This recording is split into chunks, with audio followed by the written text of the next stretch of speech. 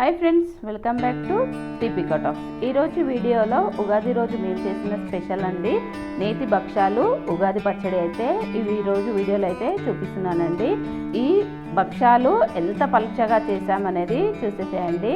ఉగాది పచ్చడిని చాలా టేస్టీగా శాస్త్రీయంగా చేశాను. ఎలా చేశాను అనేది అది కూడా చూసేసేయండి. ఇక్కడ నేనైతే భక్షాల కోసం అయితే 1 కప్పు వరకు శనగపప్పు తీసుకున్నానండి. 1 కప్పు బెల్లం తురిమి తీసుకున్నానండి. శనగపప్పుకి కొంచెం ఎక్కువ బెల్లాన్ని అయితే తీసుకోవాలి. అలాగే ఇలాచి, సోంపు 2 టేబుల్ స్పూన్ల వరకు నెయ్యి కూడా తీసుకొని రెడీగా పక్కన పెట్టేసుకున్నాను. శనగపప్పు తీసుకొని కడిగేసుకొని ఫ్రెష్ వాటర్ పోసేసి పప్పు ఉడికేంత వరకు ఒక 2 విజిల్స్ అయితే పెట్టేసుకున్నానండి. చూడండి, పప్పు ఈ విధంగా ఉడికితే సరిపోతుందన్నమాట. నేను ఎక్కువ వాటర్ అయితే పోయలేదండి. సో ఇప్పుడు ఈ పప్పు ఉడికింది కదా, చల్లార పెట్టేసుకుందాము. ఇప్పుడు మనం ముందుగా పిండిని అయితే నేను జల్లించి పెట్టేసుకున్నానండి. ఈ పిండి వచ్చేసి మైదా పిండి అనమాట. సో చపాతీ పిండి కంటే కొంచెం లూజుగా అయితే ఈ పిండి కలుపుకొని పక్కన పెట్టేసుకోవాలండి. ఇందులోనే 2 నుంచి 3 టేబుల్ స్పూన్ల ఆయిల్ కూడా వేసేసుకొని ఈ ఆయిల్ మొత్తం కూడా ఈ పిండికి పట్టే విధంగా 1కి 2 సార్లు మనమైతే పిండి మొత్తాన్ని కూడా పిసికేసుకొని పక్కన పెట్టుకోవాలండి. చూడండి, నూనె మొత్తం కూడా అబ్జర్వ్ అయింది. ఇప్పుడు మనం పక్కన పెట్టేసుకుందాము.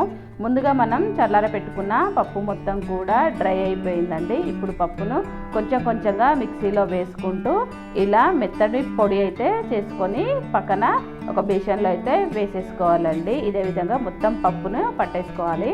ఒక గిన్నె పెట్టేసి మనం ముందుగా తరిమి పెట్టుకున్న బెల్లాన్ని మొత్తం కూడా వేసేసుకొని కొంచెం వాటర్ వేసుకొని బెల్లం మొత్తం కూడా కరిగిపోయే విధంగా అయితే మనము మీడియం ఫ్లేమ్లోనే పెట్టి బెల్లాన్ని కరిగించుకోవాలండి. చూడండి, బెల్లం మొత్తం కూడా కరిగిపోయి ఒక పొంగు రాగానే ముందుగా మనం మిక్సీ చేసి పెట్టుకున్న శనగపిండి మొత్తాన్ని కూడా వేసేసుకొని బాగా ఉడికించుకుంటూ ఈ పూర్ణం మొత్తం కూడా ముద్దగా అయ్యేంత వరకు అయితే మనము ఉడికించుకోవాలండి. చూడండి, ఈ విధంగా ఉడికింది కదా. ఇప్పుడు ఇందులోకి మనం ముందుగా రెడీ చేసి పెట్టుకున్న ఇలాచీ పొడి 1.5 టేబుల్ స్పూను, సోంపు 2 టేబుల్ స్పూన్ల వరకు నెయ్యి కూడా వేసేసుకొని బాగా కలిపేసుకోవాలండి. ఇప్పుడే వేయడం వల్ల మంచి టేస్ట్ వస్తుందండి.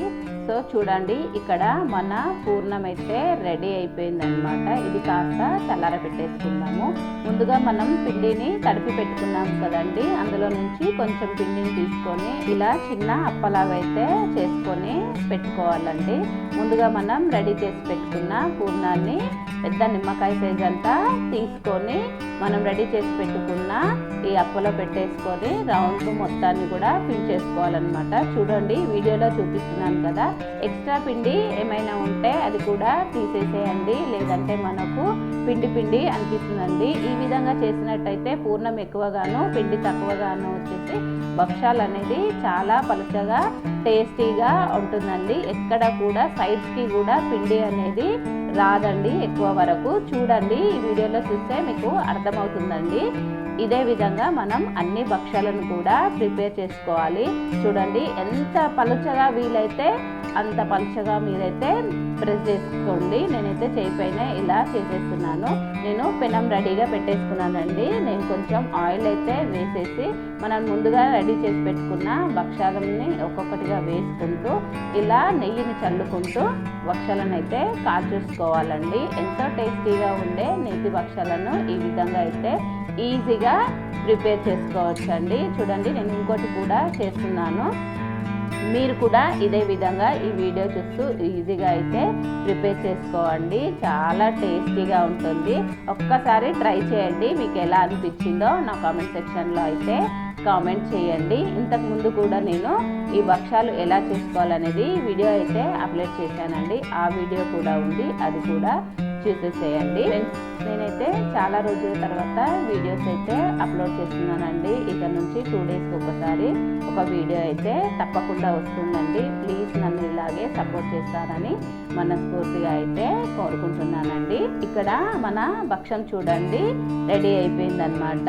ఇంట్లోనే ఇంత పలుచనైన భక్షాలను ఈజీగా కవర్ పైన ఇలా ప్రెస్ చేసుకుంటూ చేసుకుంటే తొందరగా అయిపోతుందండి. 2 వైపులా కూడా ఆయిల్ ఆయిల్ కానీ నెయ్యిని కానీ చల్లుకుంటూ చేసుకోవాలండి. మా పిల్లలు నెయ్యి తినరనేసి నేనైతే ఆయిల్ వేసి చేస్తున్నాను అనమాట. సో మీరు కూడా ఈజీగా ఈ వీడియో చూస్తూ చేసేసుకోండి. ఎంతో టేస్టీగా ఉండే నేతి భక్షాలు రెడీ అండి. ఇలా విడివిడిగా అయితే చల్లార పెట్టుకొని అన్నీ ఒక ప్లేట్లో పెట్టుకున్నట్లయితే ఎంతో టేస్టీగా ఉండే నేతి భక్షాలు అయితే రెడీ అయిపోయిందండి. ఇప్పుడు మనము ఉగాది పచ్చడి అండి.